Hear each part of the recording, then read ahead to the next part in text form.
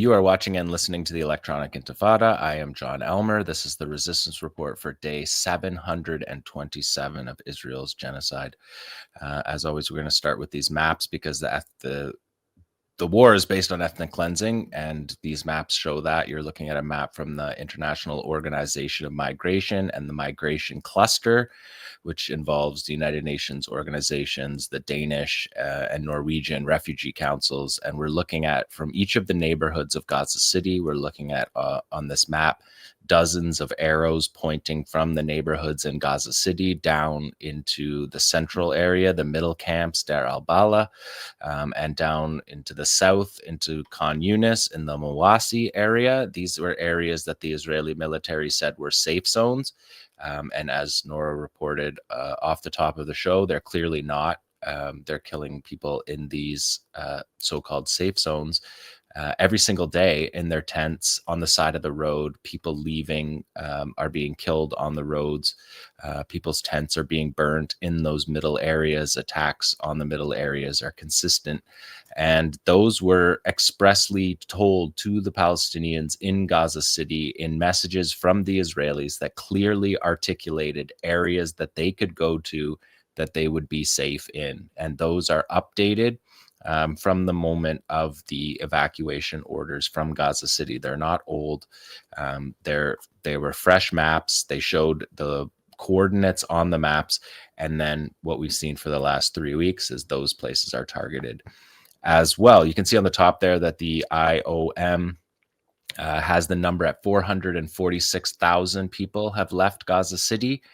The Israeli military puts that number at over 800,000, and they have now, over the past week, stopped reporting on the number of people leaving Gaza City because, as Nora also reported, they are moving to close the Al Rashid coastal road to people leaving to go back north. So no supplies can move back up north, and then there's going to be a checkpoint on that coastal road. And as we know from the Rafah evacuation, if there is a checkpoint, people are not going to leave through that checkpoint, because those checkpoints are where you get captured for no reason and you get taken to a torture camp in Israel in the desert, maybe Side Temam.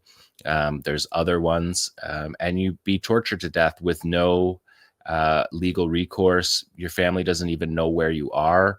And so people don't want to walk into a situation where they're going to be taken to a torture camp. It's pretty logical, but what it means is that the people in Gaza City will be staying in Gaza City. And that is what the defense minister announced this week. The Israeli military each day is still giving the number of airstrikes, 140 to 160. So we're looking at about 1,200 a week. And that comes in the past 2 weeks after the first 4 days of the operation, where they bragged about 1,200 airstrikes in the first 3 and a bit days. And the coastal road being closed is going to have a significant impact on the resources of people in the north. And that situation, which was announced last night, is a devastating announcement for the civilian population.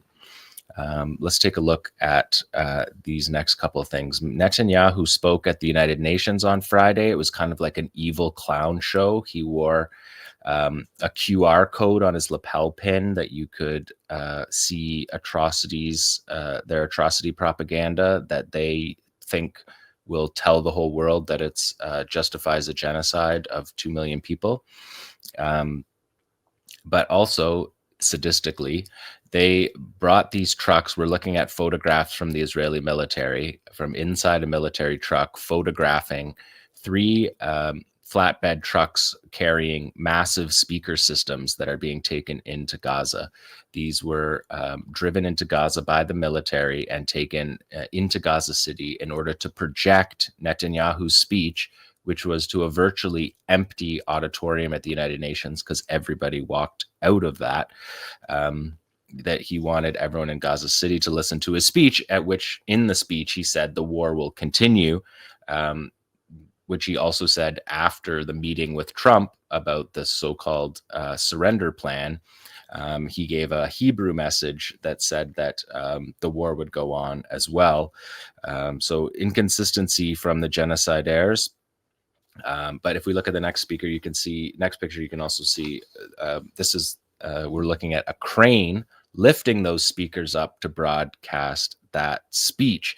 And just to note, because I cover Army Radio's dispatches, and they make up a certain portion of the work on the resistance report, I thought that I would mention that the Army Radio reporter, military correspondent, said, when foreign diplomats leave the hall one after another, speaking of the United Nations hall, they are not spitting in Netanyahu's face. They are spitting in the face of the state of Israel.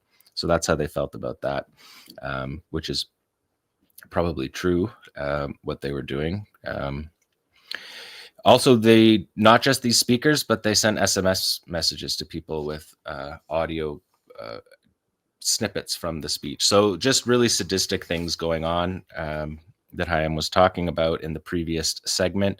Ziad Nakala, who is the Islamic Jihad Secretary General, he kind of cut to the core of this Netanyahu clown show. Netanyahu's threats against the resistance and the Palestinian people at the United Nations are not new to our people and our resistance. The Palestinian people who have raised the banner of resistance for more than 100 years will not be affected by the threats and lies, and we will remain loyal to our history and to our martyrs. We will not surrender to criminal killers. We will not relinquish our rights, no matter the sacrifices. And he spoke later about the Trump plan, and he rightly said, with this, Israel is trying to impose through the United States what it cannot achieve on the battlefield. Of course, that is strictly true. The objectives of Israel's war have failed, all four of them. They continue to fail. We're now in Gideon's Chariots 2, and the IDF admitted, as I reported some weeks ago, that Gideon's Chariots 1 was a failure. So they're trying it again, repackaging it as Gideon's Chariots B, or Part 2. But let's take a look at that battle. We'll move to the Battle of Gaza City. This is the map to get you situated. So the red at the bottom there, that's a bit cut off, that's the Netzarim corridor. So in Tel El Hawa, to the left, bottom left of that map, that is the area where the checkpoint will be set up, and people will not be able to leave Gaza City without going through that checkpoint. The battle in Tel El Hawa right now is significant because we know that during Gideon's Chariots Part 1, Zaytun, Shujaiya, and Tufa were the targets. Beit Hanun and Beit Lahia up in the north, further north, also the targets. But right now, the main centers of battle are Tel El Hawa and Al Ramal in the downtown area of Gaza City, and in the western edge of Jabalia in the Sheikh Radwan neighborhood. This is the downtown core of Gaza City. It's the center of urban life in the Strip.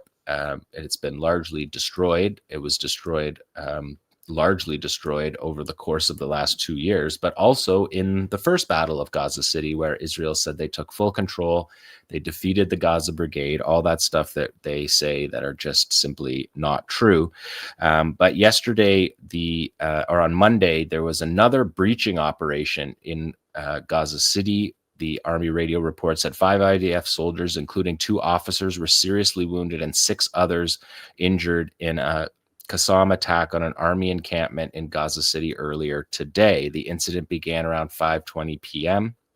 when a cell of 5 Qassam operatives infiltrated an army encampment, setting off 2 explosive devices against tanks of the 7th Armored Brigade. 3 of the Qassam fighters managed to escape the attack, return to their base safely.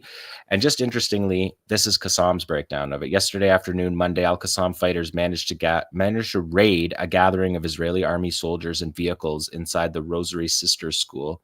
The IDF is using this elementary school as a base. In Tel El Hawa, south of Gaza City, our fighters opened fire from point-blank range towards the Israeli enemy soldiers, killing and wounding them. A number of our fighters also threw explosive devices inside the 2 Israeli military personnel carriers, armored personnel carriers, and a Merkava tank was hit with a guerrilla action device. So you can see that the reporting of both of those are very consistent. We've seen that all throughout the war. These reports that 𝐓𝐶𝐞 issues are accurate, and we're going to see another solid example of that today. But let's take a look at a couple operations in Gaza City. This is an attack that we are all familiar with at this point. Yasin strike on a Merkava tank there that you can see. And yesterday, 𝐓𝐴 had a significant operation. Maybe we can just loop that video around for 1 sec here. 𝐓𝐴 said, we carried out a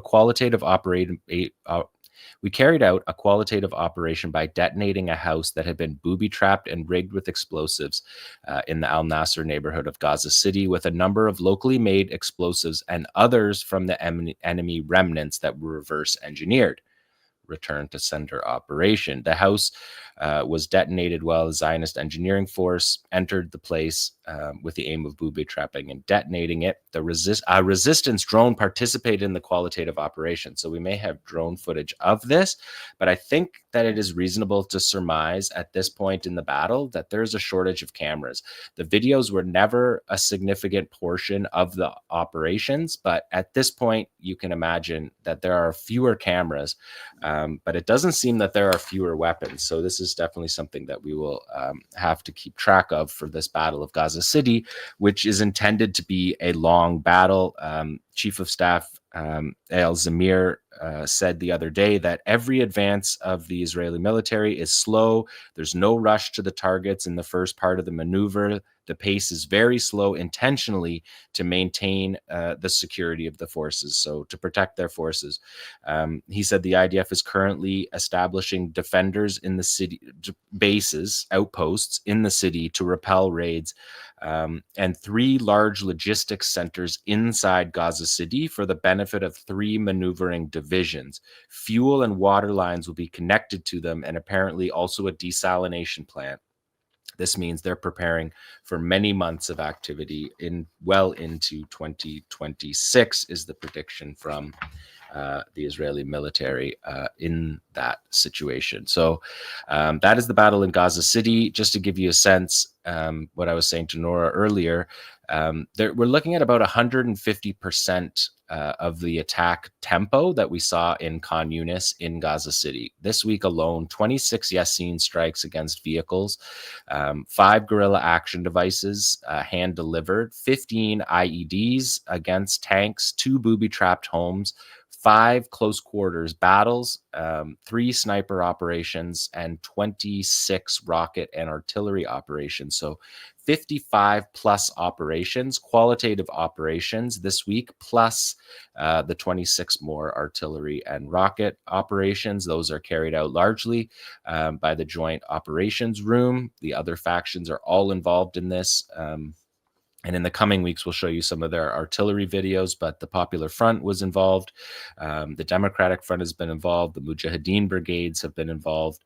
And 𝐓𝐴 and 𝐓𝐶𝐞 also have artillery units that have been at play this week. And so that makes sense because the Israeli military is staying back from the frontline combat, although they admit that they are in combat every day. That same report from the Yedioth Ahronot correspondent quoting these Golani Brigade fighters that Hamas gunmen are emerging from tunnel shafts every day of the battle. These clashes are occurring constantly throughout the 2 weeks of Gideon's chariot. So the Israeli numbers seem to match the Palestinian numbers in this case.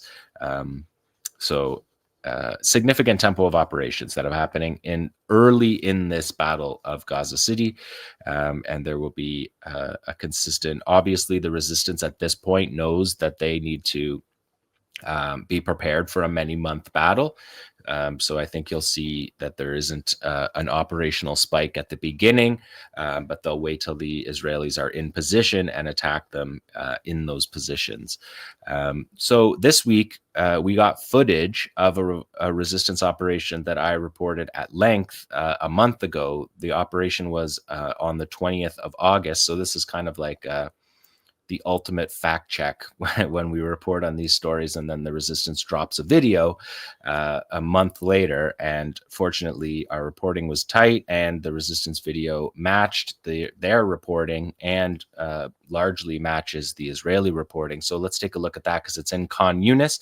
The first map, number 20 here, is the two corridors. So this is what the Israeli military boasted about were their achievements in the Battle of Khan Younis. They cut these two corridors, the Morag corridor that you're seeing running from east to west, that cuts off Rafah. Rafah's on the left, and Khan Younis, eastern Khan Younis, is on the right.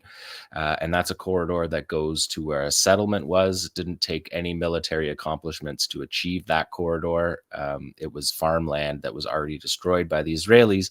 But it was farmland because before 2005, there was Israeli settlers in the Morag settlement there. And the Magan Oz corridor is what they cut during Gideon's Chariots Part A. And you can see it there running from north to south, and it splits Khan Younis from the western Khan Younis from eastern Khan Younis. And western Khan Younis is where the camp and the city are.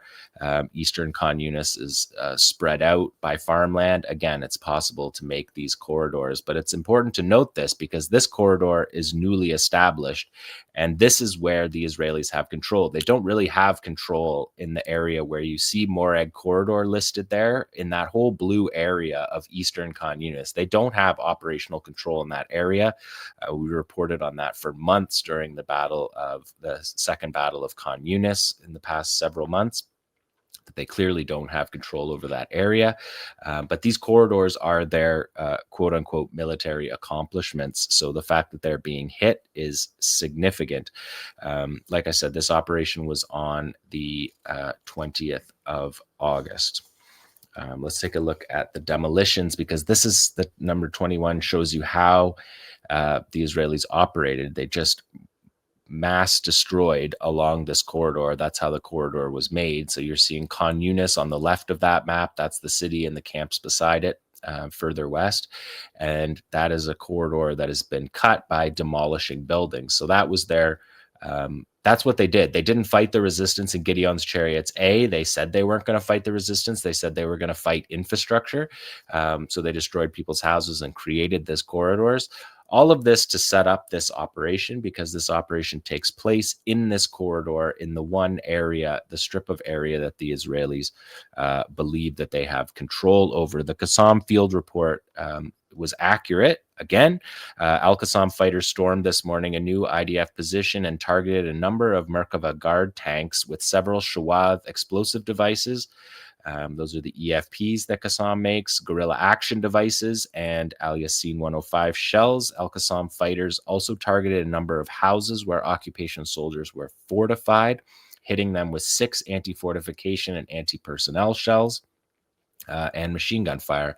A number of fighters stormed the house at point-blank range with light weapons and hand grenades. The attack continued for several hours, and our fighters observed helicopters landing for the evacuation. At the beginning of the attack, according to Army radio, at the beginning of the attack, the Palestinians fired at the observation camera and hit it, so observation was less effective. And the Israeli soldiers discovered that the infiltration had happened only after the raiders, the 𝐓𝐡𝐞 raiders, hit the army outpost. So key details about that. We go to the next slide. Is the commander of the operation. He gave a briefing. You can see him here again holding captured Israeli Defense Forces weaponry.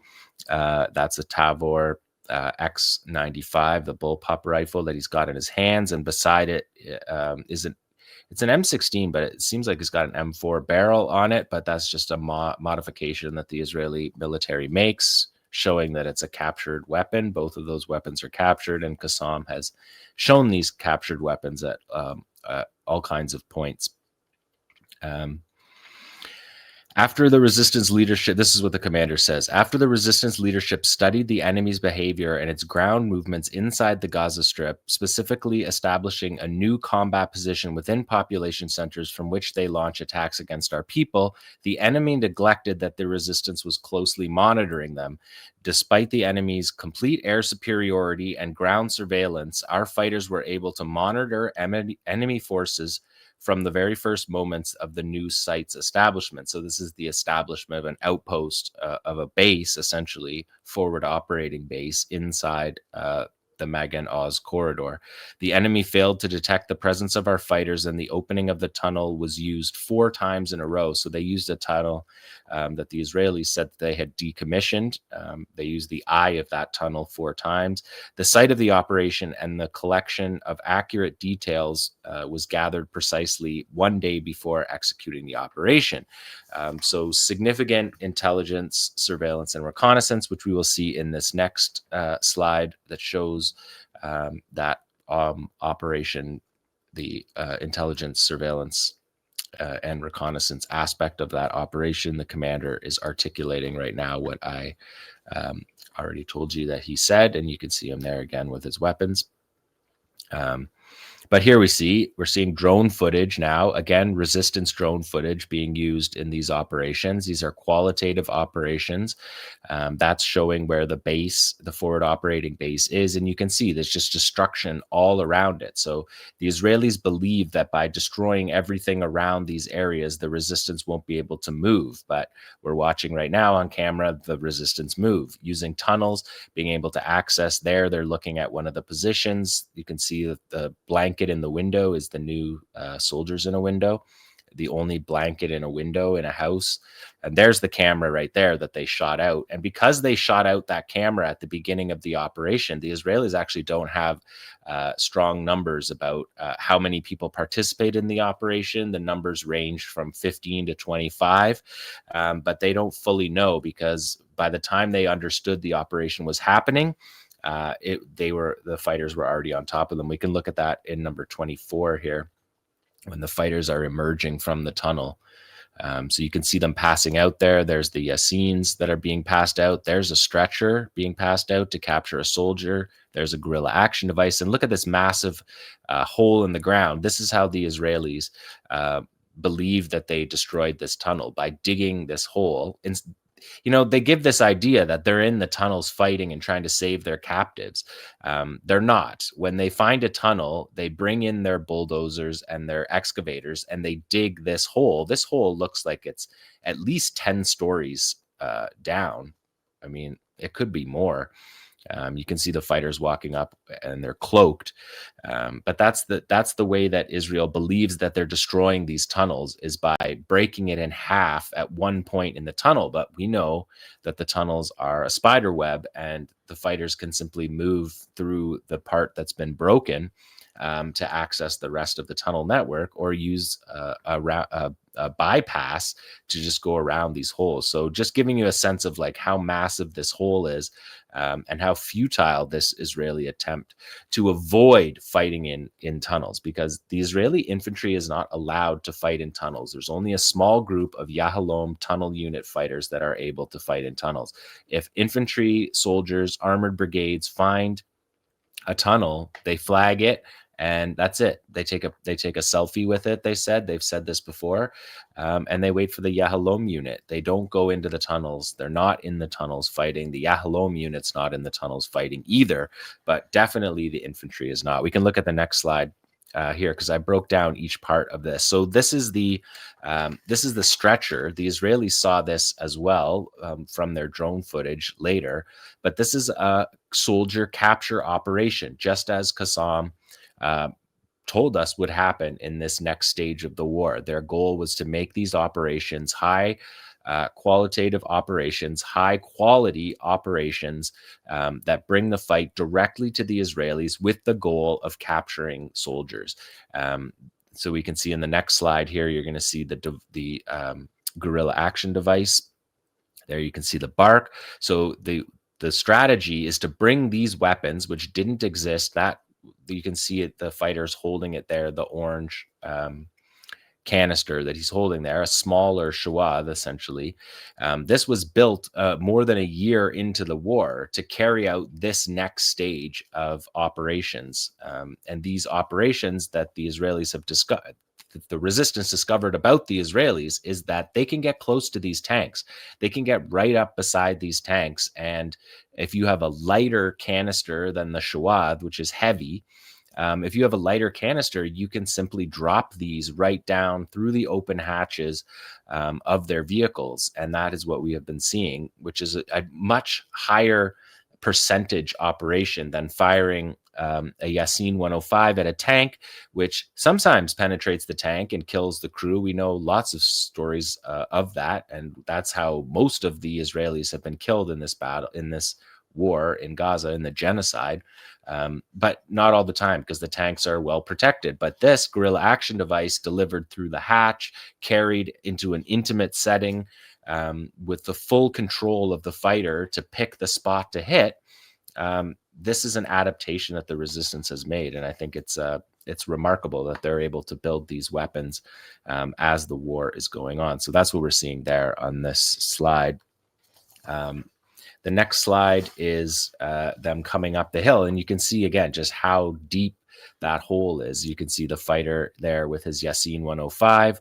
He's got his AK on his back, and then you can see the guerrilla action device. It's easy to carry. When we saw them with the Shawad, they're a lot heavier and they're harder to move. So these fighters have a harder time using them in the open spaces that have been created by the genocide.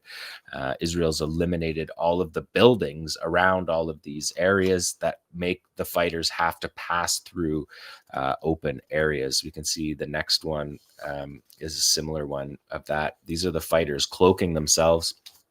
And this is something that we know has vexed the Israelis. These fighters, the fighter on the right there, you can barely see that that's a person. And the one on the left is very similar. And the Israeli drones don't pick them up with these cloaks.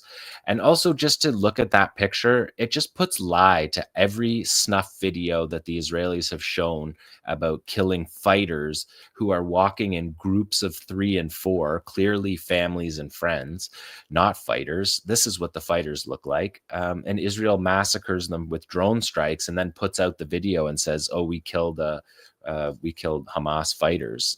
It's ridiculous. This is how the fighters fight. If you're seeing a group of 4 people of different sizes, you're probably seeing a family and kids getting wiped out by a drone strike that Israel then brags about. We could look at the next one, has the same kind of thing on this one. You wouldn't even see that guy when you're coming over top. He's got the same colors on as the ground that he's holding, and he's in position there. 𝐓𝐡𝐞 broke up into 3 teams on this operation to raid this Israeli base. And these guys here, the guy you're seeing there, he's suppressing fire on the hilltop at the top of the massive hole. I guess it's not a hill, it's a hole.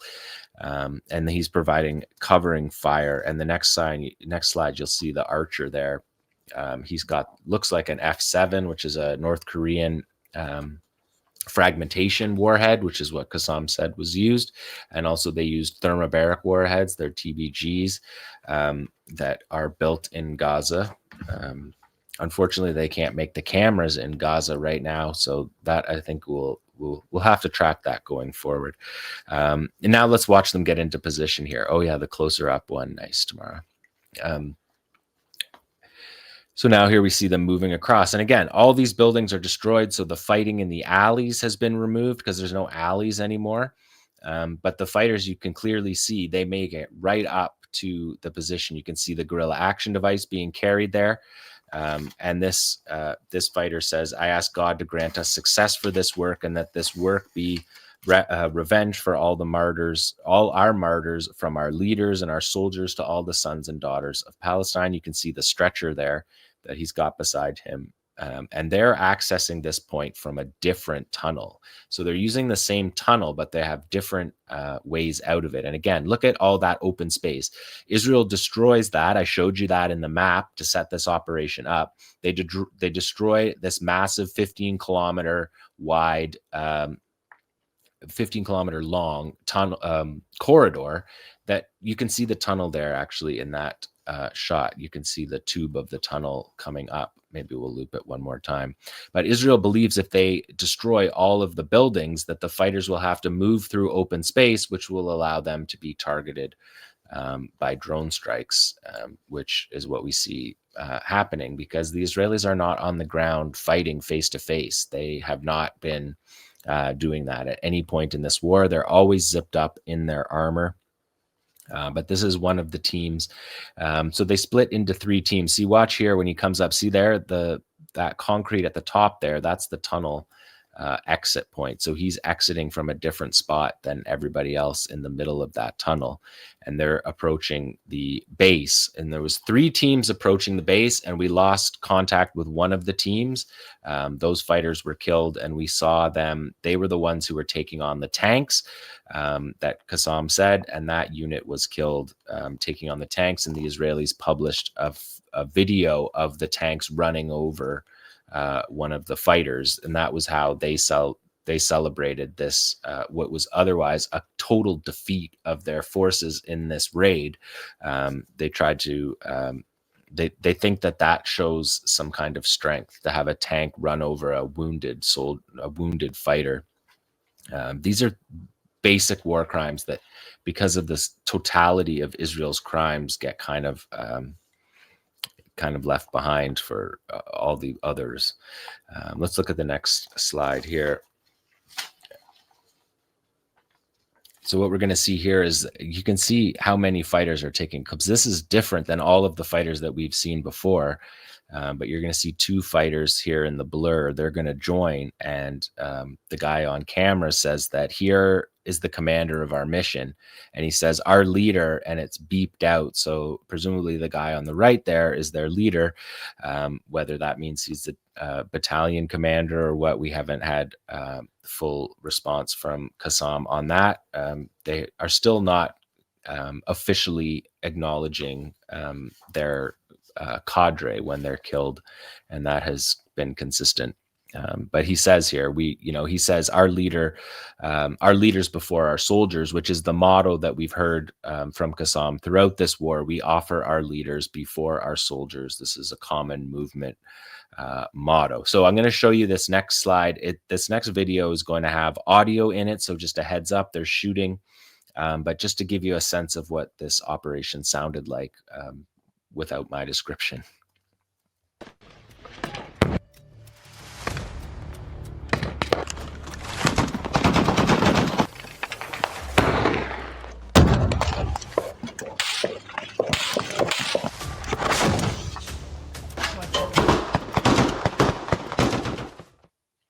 So they're right up to the door. They get right up to the door on this operation. The Israelis do not come out to fight them. They've managed to cross that distance, and there you're seeing on the screen, those are the Yassin thermobarics and the F7 rockets being fired on the position. There was 6 of them. The Israelis said that as well, and we can watch all 6 of them there. And if we look at the next slide, you can see the continuation of the storming here. They're right in the staircase of the building where the soldiers are inside. You can hear the screaming of the soldiers as they're being attacked here by fighters throwing grenades at them. And then you can see there, you see the rocket, the RPG fire. So real significant operation. These fighters are right outside the door. The Israelis are not coming to the door to challenge them. In effect, they're going to allow them to walk right inside rather than come out and fight. And that's just another layer of the cowardice that we've seen from the Israelis all throughout this war. And this operation really puts lie to a lot of things that Israelis believe. And because it's happening in these corridors, these are foreshadowing for the potential of an occupation in Gaza. Israel believes that if they're in these corridors, they're safe, and the resistance clearly shows that that is not the case. The next slide is the mortar teams here. The mortar teams provide cover. There was a bunch of these guys providing cover on the outside, and for cover for the withdrawal, which you just saw in that previous slide. So let's take a look at the tunnel, because they get back to the tunnel. And you can see this fighter jumping down, and you see on the left, the guy comes out, what seems like comes out of the dirt. Watch on the left. See, he's coming from the rest of the tunnel. So they dig this hole in the tunnel, and they believe that by digging this hole that they have broken the tunnel. But watch that guy, he just emerges through the other part of the tunnel, and all these guys jump back into the tunnel safely. There was drone footage of at least 2 of the fighters were killed at this stage of the fight, because the Israelis aren't fighting them face to face. They fought them with tank shells, and they fought them with drones. And the guys who were asleep in the building that got raided, they didn't jump up and defend the building. They didn't come out into the staircase and fight. They had no idea how many people were behind them, and they were willing to just allow, if there had been 50 fighters would have entered without them coming out. So just remarkable to see the way the tunnel network works, and why it's a failure to just dig a hole and think you've defeated it. We can show that with the next one too tomorrow. Because there you see the fighter emerging or exiting, egressing, and you can see the tunnel arch there. So even though the Israelis come in and they smash it with that bulldozer, you've got an arch like that holds, and that is why the tunnels are so well constructed. They rely upon that arch, that all of the digging, the destruction all around it, and that arch is still in place. And in this next slide, you'll see the fighter standing in the tunnel. That's right there in that tunnel. And this fighter salutes Mohammed al-Deif, Abu Khalid, and he says that this operation is from him and for him in this. The Israeli military said 3 seriously wounded in this operation, but as we'll watch in the next slide, you can see the medevac helicopters. There's more medevacs than that, but those numbers, especially of the numbers of wounded, I think are really sketchy from the Israeli side. And who knows what this base is? If this base was a special forces base, the Israelis don't count their special forces soldiers in their death toll. So there's lots of still questions about this. But you can see the burning, and there's the medevac helicopter landing. That's the third one, taking off again there in this area that's completely destroyed. So a pretty significant operation, many layers to it, and it's able to take place in this defensive position in this corridor. They didn't capture a soldier. If they had have captured a soldier, it might have turned the war. But these are the operations that we're seeing at this point in the war. Highly well-trained, skilled fighters executing really significant raids that involve multiple layers of intelligence, surveillance, and reconnaissance, and then it requires a quality of fighter to execute that raid. And that's not the only one, because if we look at this last one, I showed you this on the show in July, because this was also on the Magen Oz corridor, and there was at least 12 fighters came out of a tunnel. Not clear if it was the exact same tunnel, but came out, same deal, came out with stretchers, were ready to capture Israeli soldiers, but the drones hit the air, and the drones are above them. And in this picture, there's 8 fighters. So it gives you a sense of what we're looking at when they camouflage like that. And this was a previous operation in July. So they're repeatedly doing the resistance is repeatedly doing what they said they were going to do, which was capture soldiers, carry out high-level operations like this, and operations that could turn the war at any point. And that 𝐶 Younis operation was one of those operations. So that is the resistance report for day 727 of this war. And of course, we will be following the Gaza City battle on this program very closely, as we have throughout the war.